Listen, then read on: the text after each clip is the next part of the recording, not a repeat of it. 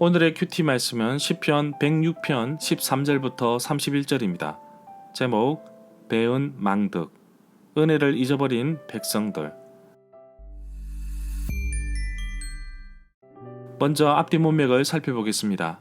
시편 105편부터 이스라엘의 역사 속에 함께 하시고 인도하신 하나님의 손길을 볼 수 있었습니다. 106편에서는 하나님께서 이루신 놀라운 일들을 찬양하였고 비록 악한 백성이지만 구원해 주신 하나님을 만날 수 있었습니다. 하나님의 은혜를 잊어버렸던 이스라엘 백성들의 입에서는 불평과 원망만 쏟아진 것을 볼 수 있습니다.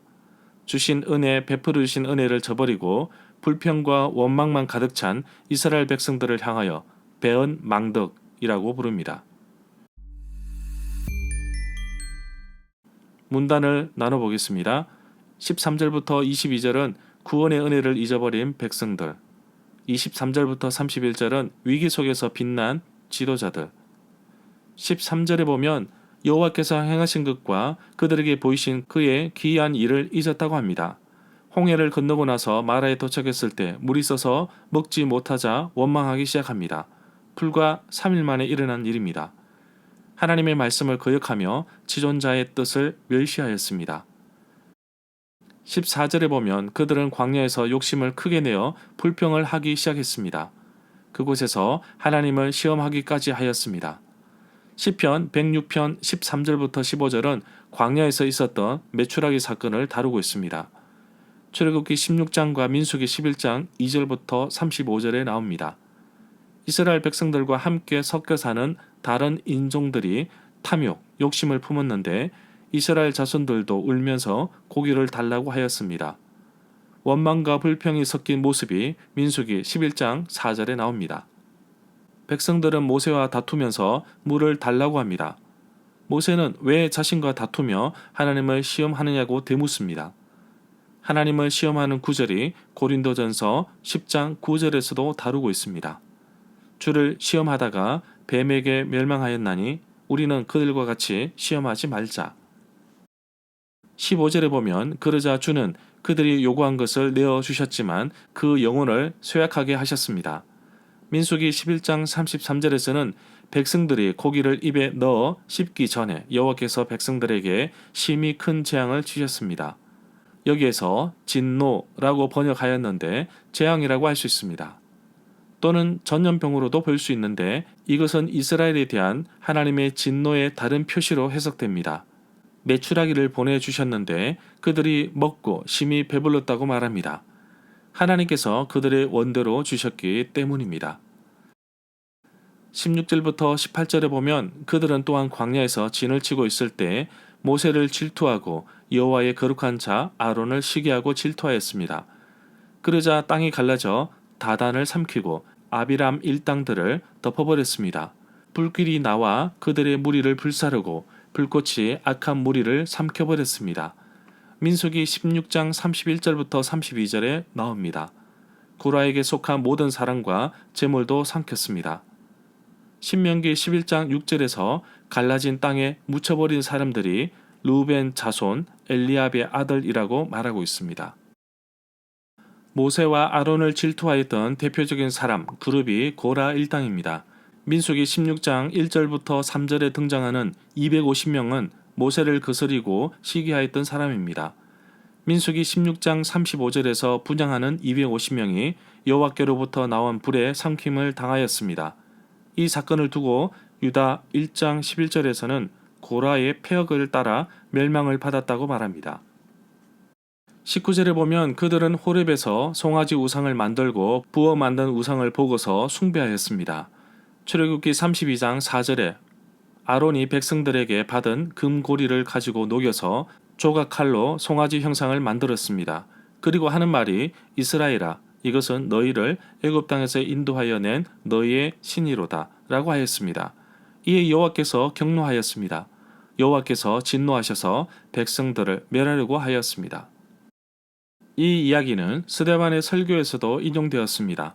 사도행전 7장 41절에서 그들이 송아지를 만들어 그 우상 앞에서 제사하고 자기 손으로 만든 것을 기뻐하였다고 말하고 있습니다.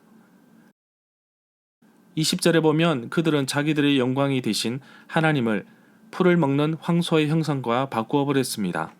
아론이 만든 금송아지 형상은 어린 수소의 모습을 가진 황소의 형상입니다. 이 사건을 두고 예레미야는 어느 나라가 그들의 신들을 신이 아닌 것과 바꾼 일이 있느냐? 그러나 나의 백성은 그의 영광을 무익한 것과 바꾸었다고 예레미야 2장 11절에서 말하고 있습니다. 바울은 말합니다. 썩어지지 아니하는 하나님의 영광을 썩어질 사람과 새와 짐승과 기어다니는 동물 모양의 우상으로 바꾸었느니라. 라고 로마서 1장 23절에서 말하고 있습니다. 21절에 보면 그들은 또한 애굽에서 큰 일을 행하신 자기들의 구원자 되시는 하나님을 잊어버렸습니다. 이미 13절에 나온 내용입니다. 이렇게 잊어버린 모습이 시편 78편 11절과 신명기 32장 18절에서도 나옵니다. 하나님을 잊어버렸다고 말합니다. 22절에 보면 함의 땅에서 기적을 일으키시고 홍해에서 놀라운 일을 행하신 분을 잊어버린 것입니다. 시편 105편 23절과 시편 78편 51절에서는 함의 땅을 애굽이라고 표현하고 있습니다. 23절에 보면 그러므로 여호와께서 그들을 멸망시키겠다고 말씀하셨을 때 주가 택하신 모세가 감히 주 앞에서 백성들을 향한 하나님의 파멸의 분노를 거두어 드리게 하였습니다. 여호와께서 이스라엘 백성들을 멸하게 하신다는 말씀은 출애굽기 32장 10절에 나옵니다. 그런즉 내가 하는 대로 두라. 내가 그들에게 진노하여 그들을 진멸하고 너를 큰 나라가 되게 하리라. 신명기 9장 14절 상반절에서도 나를 막지 말라. 내가 그들을 멸하여 그들의 이름을 천하에서 없애고 라고 말씀하고 있습니다. 24절에 보면 그들은 그 기쁨의 땅, 아름다운 땅을 천하게 여겨 싫어하고 주의 약속을 믿지 않았습니다. 이들이 약속의 땅, 기쁨의 땅을 미리 보았습니다. 바로 12명의 정탐꾼들이 본 것입니다. 신명기 9장 23절에 이스라엘 백성들이 가데스 바네아에서 있었던 이야기를 다루고 있습니다. 이들이 하나님 여호와의 명령을 듣지 않았다고 말하고 있습니다. 25절에 보면 그들은 장막에 앉아서 불평만 하고 있었습니다. 여호와의 음성 말씀에 순종하지 않았습니다. 백성들의 불평이 민수기 14장 2절부터 3절에 나옵니다. 이스라엘 자손이 다 모세와 아론을 원망하여 온 회중이 그들에게 이르되 우리가 애굽 땅에서 죽었거나 이 광야에서 죽었으면 좋았을 것을 어찌하여 여호와가 우리를 그 땅으로 인도하여 칼에 쓰러지게 하려 하는가? 이러한 모습은 여호수아와 갈렙이 강력하게 가나안 땅을 정복하자는 의견에 거부한 것으로 보입니다.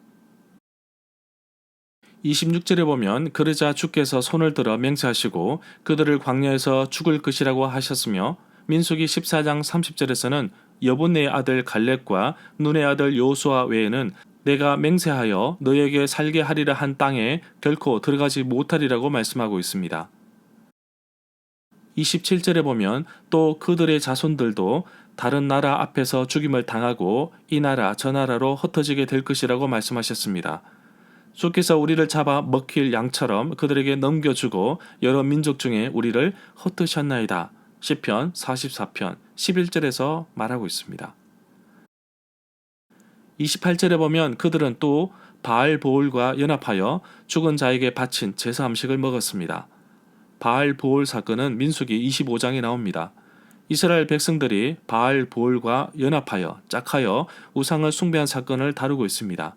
그러나 민수기 25장에서는 죽은 자에게 제사한 음식을 먹었다는 내용은 없습니다. 여기에서 죽은 자들은 히브리어 원어에서는 복수인데 죽은 우상들을 암시하는 듯 보입니다. 또는 사람을 가리키는 표현이기도 하고 죽은 신들로 번역하기도 합니다. 29절에 보면 이런 악한 일들이 여호와를 경노하게 하여서 이 일로 인해 재앙이 들이닥쳤습니다. 여기서 재앙은 연병, 전염병을 말합니다. 30절에 보면 때 비느하스가 일어나서 심판을 집행하자 재앙이 그쳤습니다. 아론의 손자 엘르아살의 아들 비느하스가 중재한 것은 이스라엘 남자가 미디안 여자를 데리고 막사에 들어가는 것을 보고 창으로 찔러 죽인 사건을 말합니다. 31절에 보면 이런 일을 두고 기억될 것인데 비느하스의 행동이 의롭다고 인정되었기 때문입니다. 민수기 25장 12절에 보면 비느하스가 여호와의 진노를 돌이키게 하였기에 비느하스에게 평화의 언약을 주겠다고 말씀하십니다. 절마다 상세한 설명과 구절 해석, 핵심 내용과 중심 줄거리는 네이버 블로그에 올려져 있습니다. 내게 주시는 교훈입니다. 하나님은 그의 백성들, 자녀들을 지극히 사랑하고 돌보십니다. 하지만 하나님은 죄를 미워하시고 멀리하십니다. 죄를 지은 백성들은 단호하게 벌하시지만 또한 돌아오는 자에게는 한없이 받아주십니다. 나의 삶에서 반복적인 죄악된 모습이 있지 않는지 살펴보기를 원합니다. 이스라엘 백성들처럼 하나님이 은혜에 감사하기보다는 불평과 원망으로 가득 찼던 나의 모습이 있었습니다. 과거보다는 조금 낫지만 여전히 내 안에는 불평이 가득 차 있었습니다. 하나님께서 주신 은혜를 가볍게 여기지 않았는지 내 삶을 하나님 말씀 위에 드러내놓고 살펴보겠습니다. 매너리즘이라는 말은 틀에 박힌 태도나 방식을 말합니다. 습관적인 반복으로 인해 새로운 창조력이 상실되었다는 부정적인 의미가 들어 있습니다. 그렇다면 오랫동안 반복된 습관 속에서 점차 잊혀져가는 하나님의 은혜를 어떻게 기억하며 살면 좋을까요? 비느하스처럼 과감히 죄를 차단하는 결단이 필요해 보입니다. 내 삶에서 죄가 들어올 때 차단할 용기와 힘을 주시고 하나님의 자녀답게 거룩한 모습으로 살아갈 수 있도록 도와주옵소서. 이런저런 핑계를 대지 않겠습니다. 주신 은혜가 너무나 크기에 이제는 감사하는 삶을 살겠습니다. 그런 삶을 꾸준히 살 수 있도록 내 안에 계신 성령님께서 나를 인도하여 주시고 나를 성령 충만한 가운데 살아가는 하루가 되기를 간절히 소망합니다.